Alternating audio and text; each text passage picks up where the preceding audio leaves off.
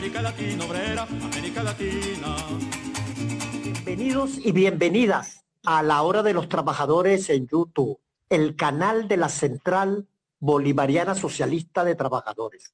En el día de hoy vamos a conversar con otro de los candidatos a la Asamblea Nacional, los candidatos obreros, los candidatos del movimiento sindical.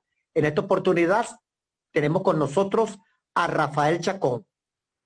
Rafael Chacón es licenciado en Educación, tiene un doctorado en Ciencias de la Educación, tiene un hijo de 25 años, su hobby, leer y escribir. Por cierto, él escribe y en Ciudad Caracas todas las semanas publica un artículo y en otras páginas web.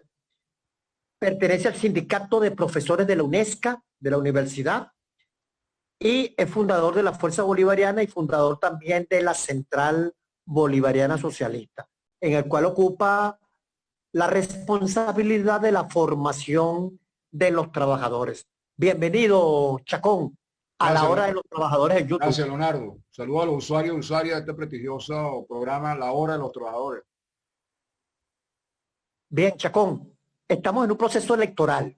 El movimiento sindical, el movimiento de los trabajadores se ha involucrado en esta actividad electoral no como un votante simplemente, sino también como un participante organizándose, proponiendo, haciendo consideraciones que debe tomar en cuenta la Asamblea Nacional nueva que se instala en enero.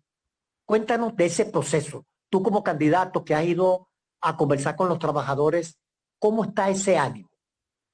Fíjate, me ha tocado asistir a distintos eventos, fundamentalmente en el estado Miranda y en el distrito capital. Como tú sabes, yo voy al candidato a lista nacional por el Gran Polo Patriótico Simón Bolívar y por el Partido Socialista Unido de Venezuela. He visto un gran entusiasmo de la clase trabajadora en general. Me ha tocado ir a dos zonas industriales, a Cartones Venezuela, que tú estuviste presente ahí, y a otras fábricas del estado Miranda. Pero fundamentalmente yo he estado asignado porque voy impulsado por el sector de los trabajadores de la educación y he ido a distintas escuelas y liceos y universidades, fundamentalmente en Miranda y en Caracas, como dije anteriormente. Hay un gran entusiasmo, una gran participación a pesar de la situación de la pandemia que estamos viviendo y el 7x7 que emana el Ejecutivo Nacional para resguardar a toda la población venezolana. Un entusiasmo, yo creo que incluso lo que se manifestó en el simulacro pasado, que una participación masiva, el pueblo venezolano, sobre todo en este caso la clase trabajadora, los trabajadores en general, nos van a dar una lección histórica como lo han hecho en otras ocasiones, como lo hicieron en la constituyente, Leonardo. Yo creo que definitivamente la consigna que nosotros estamos impulsando como Gran Polo Patriótico Simón Bolívar de rescate a la Asamblea y en este caso como Central Bolivariana que estamos planteando rescatar la Asamblea para el pueblo y para la clase trabajadora, eso se va a manifestar. Vamos a tener un gran triunfo y aparte del gran triunfo vamos a tener una participación masiva de todo el pueblo venezolano. El diálogo logrado, logrado por el presidente Nicolás Maduro, de haber logrado, valga la redundancia, de que participe un sector mayoritario de la derecha venezolana, es un triunfo definitivo, porque se va a manifestar el derecho al sufragio universal y la participación masiva del pueblo venezolano. Una característica que hemos observado en este proceso electoral es que los trabajadores están discutiendo en sus centros de trabajo por medio de conferencias virtuales y por medio de recorridos sus propuestas para la nueva asamblea.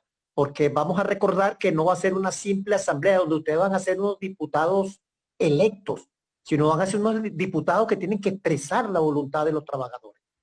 ¿Cuáles son las principales propuestas que los trabajadores enarbolan? Fíjate, hay varias propuestas. En el caso del seno de los trabajadores de la educación, hay 3 disposiciones transitorias que están señaladas en la Ley Orgánica de Educación, aprobada en el año 2009.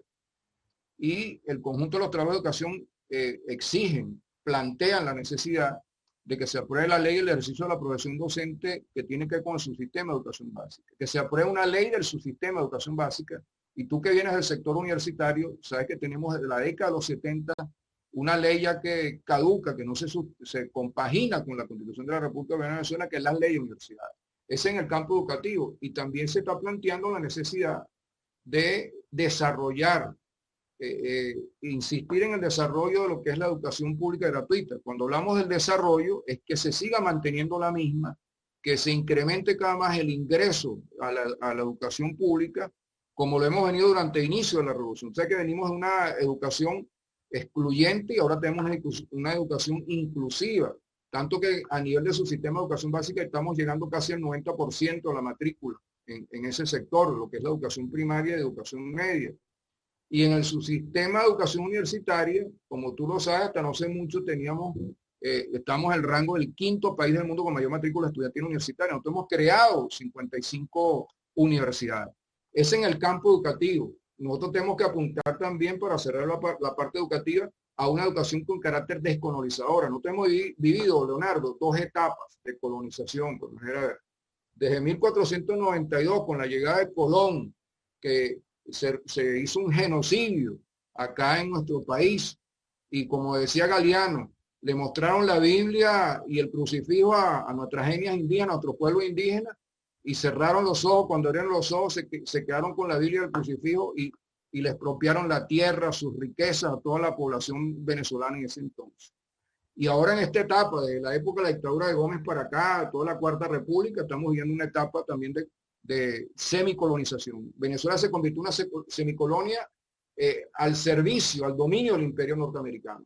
Y hay una expresión de esa colonización con el sueño americano, con las migraciones incluso recientes que vivimos producto de la situación de guerra económica, de guerra híbrida que hemos vivido. Muchos venezolanos han migrado a otros países, fundamentalmente con un antivalor del tener el dinero, fundamentalmente, y deslastrándose de su sentir humano en ese sentido. Ese es parte del proceso de educación descolonizadora que tenemos que impulsar, e impulsar también lo que tiene que ver con una educación productiva, para que la educación sirva para el rescate de la producción que es necesaria en medio de esta guerra económica. Por otro lado, los trabajadores en general, como lo establece el artículo, por ejemplo, 18 de la ley antibloqueo recientemente aprobada por la Asamblea Nacional Constituyente, es necesario rescatar el poder adquisitivo de la clase trabajadora, rescatar su protección social, rescatar las prestaciones sociales que, como tú sabes, cualquier trabajador termina sus años de servicio. Eso es un tema muy importante, porque la clase trabajadora en Venezuela ha resistido los embates del bloqueo económico, del saboteo de la economía, pero necesita también la clase obrera entonces cómo sus diputados se plantean el rescate del ingreso, del salario, de las condiciones laborales indispensables. Sí. Más o menos, ¿cómo abordaríamos eso en la nueva asamblea? Sí, para cerrar lo que no logré concluirte en relación a las prestaciones sociales, un trabajador culmina sus años de servicio y es jubilado, cobra sus prestaciones y ya no tiene un valor. En el pasado, hace 5 o 6 años, tenía un valor, porque una de las cosas que ha hecho, que rescató con el boom de la economía venezolana al principio de la revolución, fue las prestaciones sociales. Y recuerde que rescatamos lo que es la retroactividad de las prestaciones sociales, que fue una lucha de años, que tú también participaste en esa lucha, en el Comité por la Defensa de las Prestaciones Sociales. Ahora bien, lo que tiene que ver con cómo rescatamos el poder adquisitivo de la clase trabajadora, porque para nadie es un secreto que se necesita nivelar el salario con respecto a la hiperinflación que estamos viviendo. A mi consideración, no tenemos que apuntalar a socializar cada vez más el salario. Es decir, si hay un ámbito que nosotros tenemos, o hay varios ámbitos que nosotros tenemos de victorioso de la revolución bolivariana, son los ámbitos sociales. Y uno de ellos, como dije anteriormente, es la educación. El tener una educación pública gratuita y de calidad, cada vez que nuestros hijos, nuestras hijas, nuestros nietos puedan entrar a la educación, evidentemente abarata los costos de gasto del poder adquisitivo de la clase trabajadora. Por otro lado, incentivar, desarrollar cada vez más, incrementar lo que es la salud pública gratuita a nivel nacional. El mejor ejemplo, la pandemia que estamos viviendo. 98% de los contagiados con el COVID-19 son recuperados por el Sistema Público Nacional de Salud. Es decir, que el sistema sirve. Y no como el caso del sector privado de la salud, que para poder atenderte te cobran ahora hasta en dólares en ese sentido. Hay que incrementar lo que es la misión vivienda para que pueda ser adquirida por el conjunto de los trabajadores. Hay que hay que incrementar lo que es la caja que llega a 6 millones de familias a nivel nacional. Hay que incrementar eso por la situación crítica que estamos teniendo producto de del brutal bloqueo criminal que vivimos.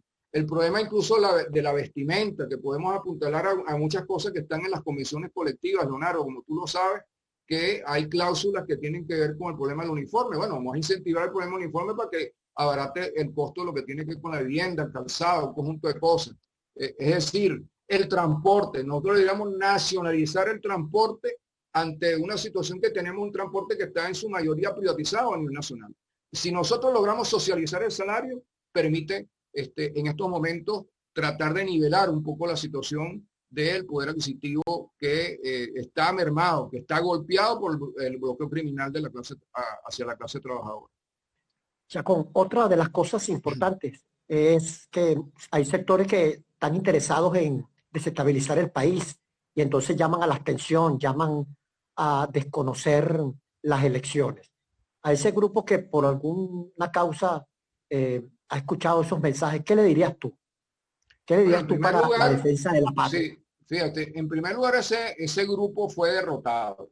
Fue derrotado por lo que yo señalaba inicialmente, que el presidente, que siempre ha llamado al diálogo permanentemente, logró convencer a un sector mayoritario de la derecha venezolana que participara en el proceso electoral.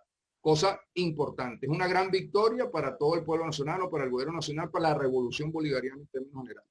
Y a ese sector que definitivamente busca el camino alterno, busca la vía violenta, definitivamente le hacemos un llamado, no a sus dirigentes, porque no los vamos a lograr convencer a esta altura del partido, por decirlo de una forma coloquial, sino el llamado a sus bases de militantes, a que participen en este hecho democrático, a que participen y ejerzan su derecho al sufragio para defender la patria, porque incluso los que están participando, los sectores de la oposición, están contentos de que hay que defender a la patria en estos momentos. Es una necesidad de defender la soberanía y la independencia. Y ese es el llamado que le hacemos. Así como le hacemos a todos los venezolanos y venezolanas, vayamos todos masivamente a participar en el proceso electoral del 6 de diciembre. Estamos llegando al final de esta conversación, Chacón, y queríamos saber cómo se prepara el movimiento sindical, la Central Socialista, para la movilización del voto obrero.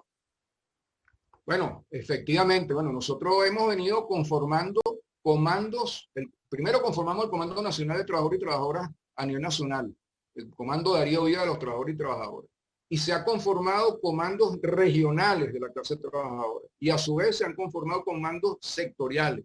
En mi caso, como te decía inicialmente, estoy participando permanentemente en el Comando Nacional de los Trabajadores de la Educación, que no incluye a los docentes nada más, incluye a los obreros educacionales, incluye a los trabajadores administrativos. Eso ha sido una situación muy significante, de mucho entusiasmo, como te dije inicialmente, de participación masiva de todos los trabajadores de la educación y con mucho ánimo, con mucho fervor patrio, que creo que eso es lo que se va a expresar el 6 de diciembre. Una gran participación del chavismo venezolano.